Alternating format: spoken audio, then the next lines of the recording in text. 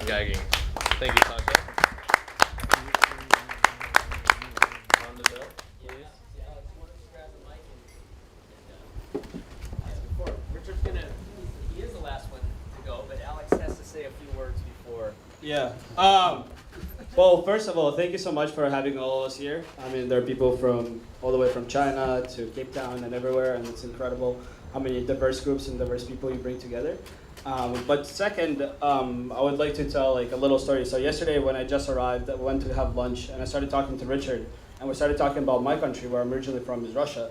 And what we were talking about was, a lot of things that are happening in Russia are not really, really good. And Richard started some kind of brainstorming ideas about what we can do to kind of improve the situation. And I kind of thought about that conversation for a while. And what I realized is, first thing as an entrepreneur, like first thing that came to Richard's mind is, wow, here's a horrible situation happening in the country. What can I do to improve the situation of the lives of people?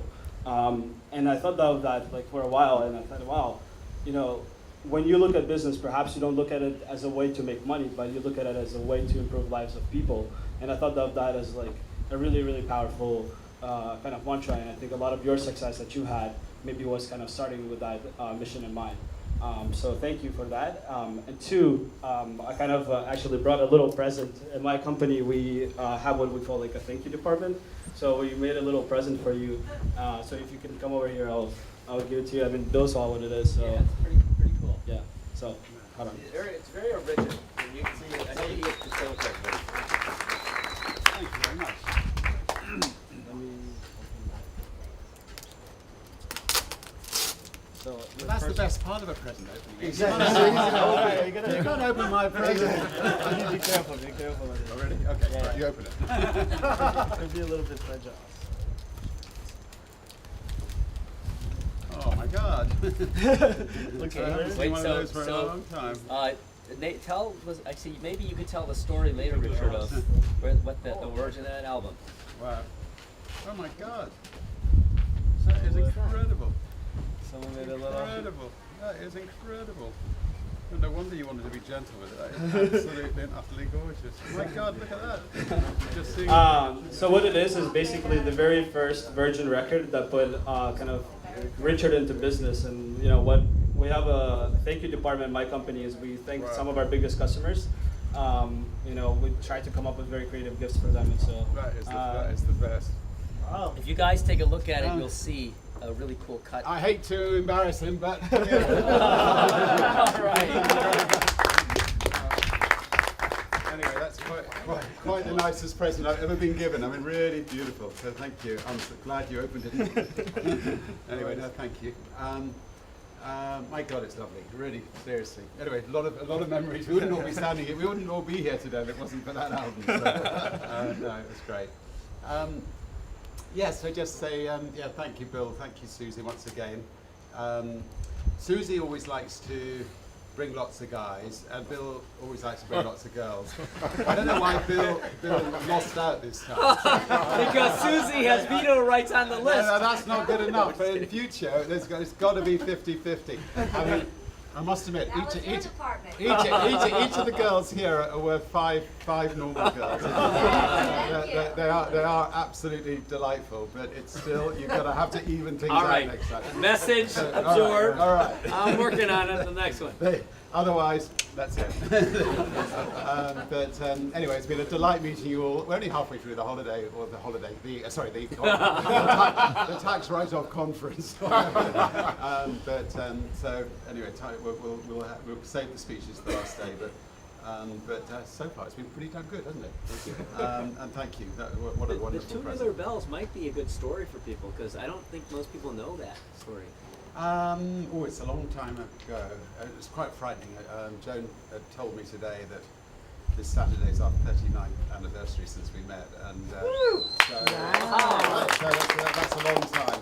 And this was, I think this actually came just before I met Joan, so 40 odd years ago. So yes, I was 18 years old, 17 years old, and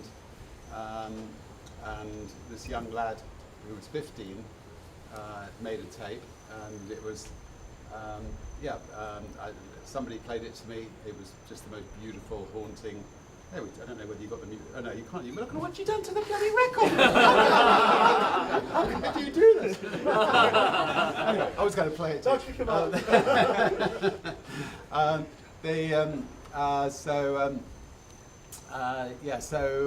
Just beautiful piece of music. And he played every single instrument himself. And there were about 30 different instruments on the album.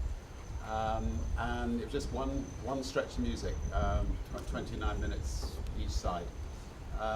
And we didn't have a record label, so I went around to every other record label trying to get them to release it. And they all said it wouldn't sell unless it had vocals on it. And so we decided to form a record company just to put this piece of music out. And that's what we did. And I think I'm reasonably good at marketing. I believed 100% in it. I went around, met the Rolling Stones, got Mick Taylor to come and play with Mike, and then Stevie Winwood from Traffic, and various other people. We put a big concert on in London, it became the biggest selling album that year. Dark Side of the Moon and Tubular Bells were vied for top place for non-stop for 3 years. And then we managed to get the music in The Exorcist, which was sort of completely the opposite feel to the music, but The Exorcist did really well, and so it sold around the world. And we used it as the base to then start a record label. The Sex Pistols were completely different. One of our next signings, and that was tremendous fun, and really put Virgin on the map. They were outrageous, exciting. They were sort of like a young version of the Rolling Stones at the time. We were prosecuted for the name of their album, Never Mind the Bollocks, against the Sex Pistols, because the police thought it meant balls. And we managed to find a linguistics expert who went to the court and said it had nothing to do with the word balls. And this linguistics expert happened to be a priest, so he was in the court with his dog collar on. And he said the word bollocks was a nickname given to priests in the 18th century. And the album should be Never Mind the Priests, here's the Sex Pistols, Never Mind the Rubbish They Spoke, here's the Sex Pistols. And the court fell about laughing, and the judge found us not guilty, so we were very lucky. And then the label went on to become, we signed, because of moves like that, just taking risks. The Rolling Stones signed, and Genesis, and Peter Gabriel, and lots of great bands signed up. So exciting. And on Necker Island, Barley High was built on the royalties from Boy George, and Culture Club. Barley Low was built from where was it? Peter Gabriel.